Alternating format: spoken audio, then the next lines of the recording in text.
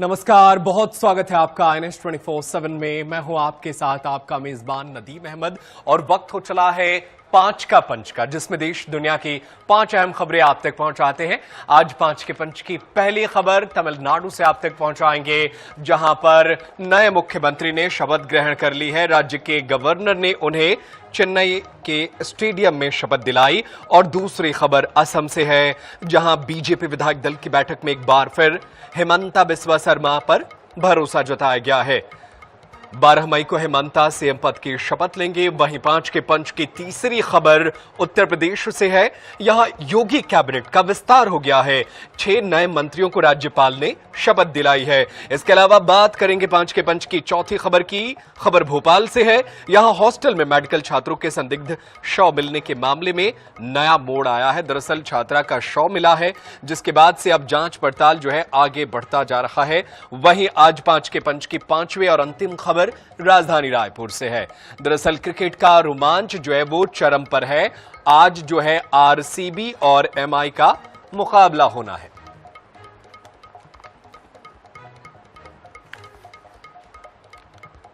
और चलिए खबरों में आगे बढ़ते हैं और 5 के पंच की पहली खबर को विस्तार से आप तक पहुंचाते हैं। पहली खबर तमिलनाडु से है, जहां पर नए मुख्यमंत्री ने शपथ ले ली है और थलापति विजय जो है वो तमिलनाडु के नए मुख्यमंत्री बन गए हैं। और सबसे बड़ी बात, मुख्यमंत्री बनते ही विजय ने तुरंत कई ऐसे फैसलों पर अपनी हस्ताक्षर किए हैं, जिससे तमिलनाडु के सियासत में बेहद अहम माना जा रहा है। दरअसल नई सरकार में थलापति विजय ने फैसले लिए हैं। 9 विधायकों ने भी इस दौरान मंत्री पद की शपथ ली है। बता दें कि समारोह में कांग्रेस सांसद राहुल गांधी भी मौजूद रहे। विजय ने शनिवार को राजभवन पहुंचकर राज्यपाल को TVK, Congress, CPI, CPM, VCK और आईयूएमएल के 121 विधायकों के समर्थन पत्र सौंपे हैं। इसके बाद राज्यपाल ने उन्हें सरकार बनाने का न्योता दिया है। 2 साल पुरानी पार्टी टीवीके ने अपने पहले ही चुनाव में 108 सीटों पर जीतकर बड़ा रिकॉर्ड बना लिया है। हालांकि सीएम विजय को 13 मई या उससे पहले विधानसभा में विश्वास मत साबित करना होगा। तो तमिलनाडु में नए मुख्यमंत्री ने शपथ ग्रहण कर ली है। और सबसे खास बात यह रही कि कांग्रेस पार्टी ने हाल ही में डीएमके के साथ गठबंधन तोड़कर टीवीके को समर्थन दिया है। और जब नई सरकार का शपथ ग्रहण हो रहा था तो उस दौरान खुद लोकसभा में विपक्ष के नेता राहुल गांधी भी इस समारोह में नजर आए और एक साथ बैठकर बातचीत करते रहे। पूरे राजभवन में राहुल गांधी जो है वो उनका नजर आना एक खास मैसेज दे गया दक्षिण की राजनीति में। और सबसे अहम बात रही कि तमिलनाडु वो 7वां राज्य है जहां पर कांग्रेस जो है वो सरकार में आ गई है अपने गठबंधन साथियों के साथ। हालांकि केरल में सरकार बना रही कांग्रेस जो है अभी तक वो तय नहीं कर पाई है कि मुख्यमंत्री कौन बनेगा केरल में। लेकिन दूसरी ओर तमिलनाडु के सीएम के शपथ समारोह में कांग्रेस पार्टी की भागीदारी भी खास नजर आई। और चलिए इसी पर राजनीतिक विश्लेषक हमारे साथ संदीप चौधरी जुड़ गए हैं, उनका रुख कर लेते हैं। संदीप जी, बहुत स्वागत है आपका INS 24/7 पर। मेरा पहला सवाल तो यही है सर, राहुल गांधी ने जो ये अचानक से एक फैसला लिया और तुरंत डीएमके को जो है वो टाटा बाय बाय बोल करके वो टीवीके के साथ चले आए, ये कितनी बड़ी जो है वो आप इसे मैसेज के तौर पे देखते हैं? और दक्षिण की सियासत में राहुल गांधी का ये फैसला भविष्य के लिए कैसा होने वाला है? देखिए, जिस तरीके से कांग्रेस ने ये एक्शन लिया है कि उन्होंने अपनी परंपरागत जो दोस्त रहे हैं करुणानिधि का परिवार या कहिए स्टालिन को छोड़कर और डीएमके को छोड़कर टीवीके के साथ जाना जरूरी समझा या कहिए विजय थलपति के साथ जाना जरूरी समझा, तो मैं मानता हूँ ये एक बहुत अहम फैसला है। क्योंकि कांग्रेस को डीएमके के साथ कुछ मिलने वाला नहीं था। अब वहां पर केवल आपको विपक्ष में बैठना था और कांग्रेस को सर्वाइव करना है, तो उसको ऐसे फैसले, ऐसे बोल्ड और बड़े फैसले लेने पड़ेंगे। क्योंकि जो तमिलनाडु का मूड है, तमिलनाडु का मूड ये कहता है कि विजय थलपति की आज की तारीख में तमिलनाडु के अंदर लहर है। जिस तरीके से उनको भारी बहुमत मिला है, 108 सीटें लेकर के वो पहली बार में आए हैं और आने वाला समय लोकसभा चुनाव का है। अगर लोकसभा चुनाव में आपको अच्छा करना है और ज्यादा सीटें जीतनी है, तो मुझे लगता है सरकार के साथ जाने का कांग्रेस का फैसला बहुत महत्वपूर्ण है। और इसलिए भी महत्वपूर्ण है क्योंकि वहाँ की जनता जो है आज की तारीख में टीवीके को चाहती है, विजय थलपति को चाहती है। तो हर कोई डूबते जहाज में कोई सवार नहीं होना चाहता, हर कोई उगते सूरज को सलाम करता है। तो ये एक बड़ा फैसला है राहुल गांधी का और कांग्रेस का। बिल्कुल, एक चीज इसमें देखी हमने कि सीपीआई, सीपीएम जैसी पार्टियां जो है फैसला करने में जो है वो बहुत वक्त ली, लेकिन राहुल गांधी जैसे लगा कि वो चुनाव से पहले इस बात को लेकर के तैयार थे कि टीवीके अगर जीतती है तो हम उसके साथ जा रहे हैं। क्या ये 2029 का जो गणित है उसे राहुल गांधी ठीक कर रहे हैं, ताकि उन्हें मालूम है कि अगर मजबूत सहयोगी रहेगा तो दिल्ली में मुझे जो है मजबूत सहयोग मिलेगा? जी बिल्कुल बिल्कुल, ये बहुत महत्वपूर्ण है। ये सब चीजें सोच समझकर ही राहुल गांधी और राहुल गांधी के जो सलाहकार है उन्होंने ये फैसला लिया है कि कांग्रेस पार्टी का जो अस्तित्व है, अगर आप कहिए मजबूती से वो कहीं पर है तो वो आज की तारीख में साउथ से है। क्योंकि आपको मालूम है साउथ में केरला से ही जो सांसद है प्रियंका गांधी है, और जब भी कांग्रेस पर मजबूरी आई या कहिए कोई मुसीबत आई, जिस तरीके से राहुल गांधी अमेठी से चुनाव हारने के बाद केरल गए और वहां से चुनाव जीत करके आए, तो ऐसे में तमिलनाडु और केरल में अगर कांग्रेस पार्टी अपनी मौजूदगी दर्ज कराती है या मिलकर के सरकार चलाने में कामयाबी हासिल करती है तो ये एक बड़ी जीत है। और 2029 के लिए भी ये एक अच्छा संकेत कांग्रेस के लिए रह सकता है। बिल्कुल, एक अच्छा संकेत है और राहुल गांधी फैसले लेकर अपने गणित जो है 29 में मजबूत कर रहे हैं। बहुत शुक्रिया हमारे साथ जुड़ने के लिए संदीप चौधरी जी आपका, और बेहद अहम बातें कही आपने। तो ये बहुत महत्वपूर्ण है राहुल गांधी का फैसला टीवीके के साथ जाना, और किस तरीके से भविष्य में उनका फैसला सही साबित होगा ये तो भविष्य के गर्भ में है। फैसले जैसे जैसे आएंगे वैसे वैसे पता चलेगा कि टीवीके के साथ जाना उनका जो है फैसला वो कैसा है।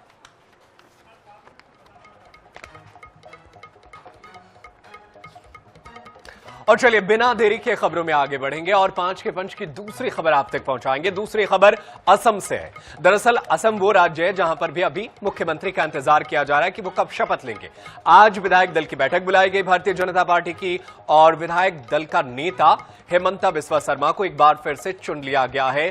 खुद जेपी नड्डा और हरियाणा के मुख्यमंत्री नायब सिंह सैनी जो है वो यहां पर पर्यवेक्षक के तौर पर पहुंचे थे, और एक बार फिर से विधायक दल का नेता जो है चुन लिया गया है। लगातार दूसरी बार मुख्यमंत्री पद की जिम्मेदारी संभालेंगे हेमंता।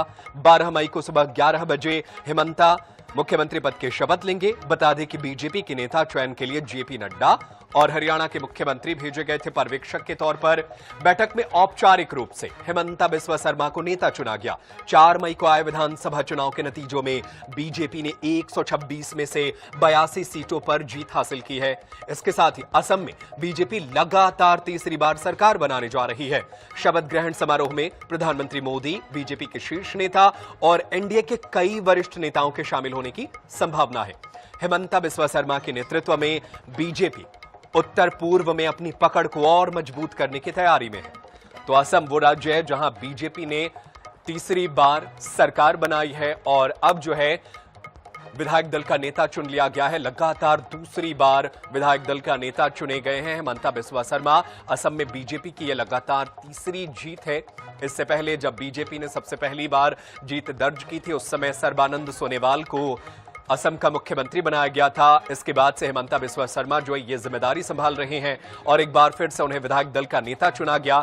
जेपी नड्डा और हरियाणा के मुख्यमंत्री नायब सिंह सैनी असम की राजधानी पहुंचे और यहां पर विधायकों के साथ बैठक के बाद से औपचारिक तौर पर उनके नाम का ऐलान किया गया। असम में बीजेपी एक बार फिर से सत्ता में आ रही है और जब शपथ ग्रहण समारोह होगा तो एनडीए के तमाम नेताओं का जुटान भी संभव है। जैसे हमने देखा पश्चिम बंगाल की राजधानी कोलकाता में जब मुख्यमंत्री के शपथ ग्रहण समारोह था, इस दौरान तमाम एनडीए शासित राज्यों के मुख्यमंत्री, बीजेपी के मुख्यमंत्री पहुंचे थे। ऐसे में उम्मीद है कि असम में भी एक बार फिर से शक्ति प्रदर्शन करती नजर आएगी बीजेपी। तमाम मुख्यमंत्रियों को यहां पर भी बुलाया जा सकता है। तो एक बार फिर से हेमंता बिस्वा शर्मा मुख्यमंत्री बन रहे हैं क्योंकि इस बार उनके नेतृत्व में ही यह चुनाव लड़ा गया था और अब उन्हें विधायक दल का नेता चुन लिया गया है। और चलिए खबरों में आगे बढ़ते हैं और 5 के पंच की तीसरी खबर आप तक पहुंचवाते हैं। तीसरी खबर उत्तर प्रदेश से है। दरअसल उत्तर प्रदेश में अगले साल यानी साल 2027 में विधानसभा चुनाव है, लेकिन उससे पहले कील कांटे दुरुस्त किए जा रहे हैं और मंत्रिमंडल का विस्तार किया गया है। कईयों को प्रमोशन भी दिया गया है। दरअसल योगी कैबिनेट का विस्तार कर दिया गया है। योगी सरकार में 2 कैबिनेट, 4 राज्य मंत्री और 2 राज्य मंत्रियों को प्रमोशन देकर स्वतंत्र प्रभार राज्य मंत्री बनाया गया है। लखनऊ में राजभवन में राज्यपाल आनंदीबेन पटेल ने सबसे पहले बीजेपी के पूर्व प्रदेश अध्यक्ष भूपेंद्र चौधरी को शपथ दिलाई। इसके बाद सपा से बगावत करने वाले विधायक मनोज पांडे को भी इनाम मिला है, उन्हें भी मंत्री पद की शपथ दिलाई गई है। इन दोनों को योगी सरकार में कैबिनेट मंत्री बनाया गया है। इसके बाद कृष्णा पासवान, कैलाश राजपूत, सुरेंद्र दिलेर और हंसराज विश्वकर्मा ने भी शपथ ली है। चारों को राज्य मंत्री बनाया गया है। वहीं अजीत पाल और सोमेंद्र तोमर को प्रमोट किया गया है, उन्हें राज्यपाल ने शपथ दिलाई। अब वे दोनों राज्य मंत्री से स्वतंत्र प्रभार वाले राज्य मंत्री बनाए गए हैं। तो मंत्रिमंडल का विस्तार हो गया है। 2027 की यह तैयारी है। जातीय समीकरण का भी इस बार खास ख्याल रखा गया है, क्योंकि जिस तरीके से पीडीए का फॉर्मूला जो है अखिलेश यादव ने चलाया और 2024 के लोकसभा चुनाव में जिस तरीके से इसका फायदा पीडीए का मिला, इसके बाद से बीजेपी के बारे में हमेशा से कहा जा रहा था कि मंत्रिमंडल का विस्तार होगा, जातीय समीकरण को साधने की कोशिश की जाएगी और इस बार दलित चेहरे कृष्णा पासवान को भी मंत्रिमंडल में जगह मिली है। तो पीडीए पर भारी पड़े योगी कैबिनेट और एनडीए की जो सरकार है उत्तर प्रदेश में, इसके लिए तैयारी शुरू कर दी गई है। कृष्णा पासवान खागा सीट से दूसरी बार विधायक हैं और इस बार उन्हें जगह मिली है। 2 बार जिला पंचायत की सदस्य हैं। और चलिए हमारे साथ ब्यूरो प्रमुख टीएन मिश्रा जुड़ गए हैं फोन लाइन पर, उनका रुख कर लेते हैं। टीएन, ये 2027 की तैयारी है, तमाम जातीय समीकरणों को साधने की कोशिश की गई है। इसमें राजपूत, दलित, तमाम लोगों को जो है मंत्री पद देकर योगी सरकार क्या मैसेज दे रही? योगी सरकार लगातार 2027 के चुनाव की तैयारियों के मद्देनजर की मंत्रिमंडल विस्तार हुआ है। लगातार अखिलेश यादव जो पीडीए पे कमेंट कर रहे थे कि भाजपा में पीडीए का देखभाल नहीं हुआ, प्रोत्साहन नहीं है, कोई ऐसे मंत्रियों को नहीं पूछा जा रहा। यहाँ तक कि जो उनकी पार्टी के जो मनोज पांडे भाजपा के समर्थन में आ रहे थे लगातार, तो उसको उन्होंने कहा कि मनोज पांडे को कुछ मिला नहीं, वहां जाने से फायदा क्या है। तो अब भाजपा ने क्या किया, पीडीए फार्मूला लागू किया और इस बार देखिए इन्होंने सीधा सा है सवर्णों को ब्राह्मण ठाकुर में अकेले ब्राह्मण ठाकुर में ठाकुर कोई ने बनाया गया, ब्राह्मण मनोज पांडे बनाया गया। लेकिन टीएन जी, बीजेपी ने ये तो काम किया है कि जातीय समीकरण साधा है, लेकिन दूसरी तरफ समर्पित कार्यकर्ताओं के लिए भी जो है जगह रखी है। भूपेंद्र चौधरी वही थे जिनके नेतृत्व में बीजेपी को बड़ी जीत मिली थी, अब उन्हें मंत्री बनाया गया है।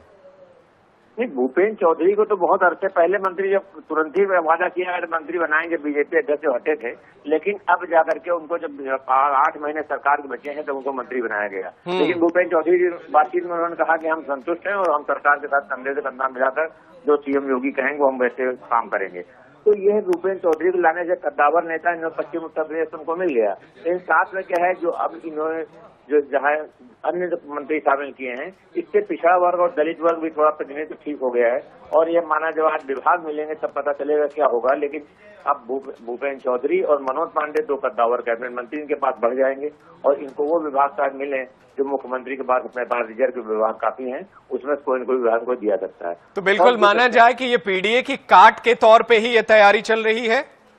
हाँ, ये पक्का है, पीडीए कार्ड के लिए तैयारी चल रही है और ये लगे अरसे से बात, अभी जो हम मंत्री निकले तो उन्होंने सोच माना इस बात को कि यहाँ कैलाश राजपूत और कृष्णा पासवान, सुरेंद्र दिलेर और हंसराज विश्वकर्मा बन जाने से तो तमाम जो मंत्री बने हैं जातीय समीकरण के साथ साथ 27 की तैयारी है कि किस तरीके से गोलबंदी की जाए और एकजुट होकर के एक बार फिर से यूपी के सत्ता में आ जाए। बहुत शुक्रिया टीएन मिश्रा तमाम जानकारी के लिए। खबर क्रिकेट से जुड़ी है। दरअसल राजधानी रायपुर समेत पूरा छत्तीसगढ़ इन दिनों आईपीएल के रंग में रंगा नजर आ रहा है। दरअसल राजधानी रायपुर में आईपीएल के 2 मैच होने वाले हैं। एक मैच आज मुंबई इंडियंस और आरसीबी का मुकाबला खेला जाएगा और एक और मैच जो है वो केकेआर के साथ आरसीबी का मैच होगा, ये 13 मई को होगा। लेकिन आज जो है मुंबई इंडियंस से मैच है और फैंस जो है पूरी तरीके से आज के मैच के लिए खुश नजर आ रहे हैं और दूसरी तरफ मौसम की जो है वो एक सुगबुगाहट है वो भी नजर आ रही है। दरअसल नवा रायपुर के Shaheed Veer Narayan Singh international cricket stadium में आज शाम 7:30 पर रॉयल चैलेंजर्स बेंगलुरु का सामना मुंबई इंडियंस से होगा। लेकिन मैच से पहले मौसम ने फैंस और आयोजकों की चिंता बढ़ा दी है। शनिवार को भी रायपुर में तेज आंधी और बारिश हुई। बता दें कि पॉइंट्स टेबल में आरसीबी 12 अंकों के साथ चौथे स्थान पर है और लगातार 2 हार के बाद जोरदार वापसी करने की तैयारी में है। विराट कोहली की टीम के सबसे भरोसेमंद जो है वो विराट कोहली इस टीम के बल्लेबाज हैं। इसके अलावा गेंदबाजी में भुवनेश्वर कुमार शानदार गेंदबाजी कर रहे हैं। बता दें कि दोनों टीमों के बीच अब तक 35 मुकाबले खेले गए हैं, जिनमें मुंबई इंडियंस का पलड़ा भारी रहा है। मैच से पहले स्टेडियम को आरसीबी की रेड थीम पर सजाया गया है।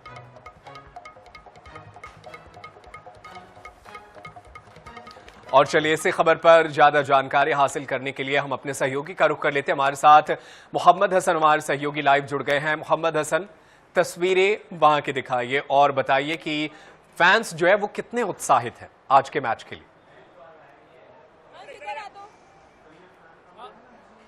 बिल्कुल, देखिए पूरे रायपुर के यंगस्टर्स जो हैं वो स्टेडियम पहुंच चुके हैं। आपको तस्वीरें दिखा रहा हूं सीधे, सभी रायपुर के एक्साइटेड लोग जो हैं वो यहाँ दिखाई दे रहे हैं। सभी लोग पहुंचे हुए स्टेडियम में। कितनी एक्साइटमेंट है मैच को लेकर? बहुत ज्यादा एक्साइटमेंट है। आरसीबी जीतेगी, हमें तो पता है, बस हम आगे एमआई को हारते हुए देखना। बहुत एक्साइटमेंट है, बहुत। All the best RCB, Virat Kohli is the best. आप मुंबई इंडियंस वाले हो? हाँ, आरसीबी हारेगी, एमआई जीतेगी। आरसीबी नाम है। हाँ, तो देखना है विराट कोहली। कुछ पता नहीं, आरसीबी फालतू फ्री में। कैसा लग रहा है? कैसा? बहुत अच्छा लग रहा है। कब से वेट था आप लोगों का इस मैच को? बहुत साल से हम वेट कर रहे थे कि रायपुर में मैच होगा।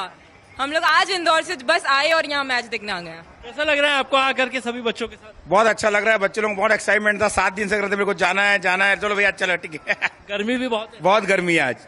देखिए सभी बच्चे लोग यहाँ पर आए इंदौर से, रायपुर से, और एक्साइटमेंट आप देख रहे हैं बच्चों का।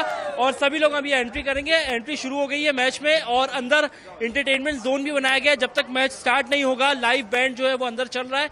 तो राजधानी में फुल ऑन एक्साइटमेंट है आईपीएल को लेकर के और सभी के चेहरों पर मुस्कान है, क्योंकि मौसम भी आज साफ है, बारिश के कोई आसार नहीं। इसीलिए जो फैंस को डर था कहीं ना कहीं कि बारिश ने कहीं खलल ना डाल दे मैच में, ऐसा नहीं होने वाला है। और सभी लोग एक्साइटमेंट के साथ, फुल एनर्जी के साथ मैच के अंदर स्टेडियम में जो है वो एंट्री कर रहे हैं।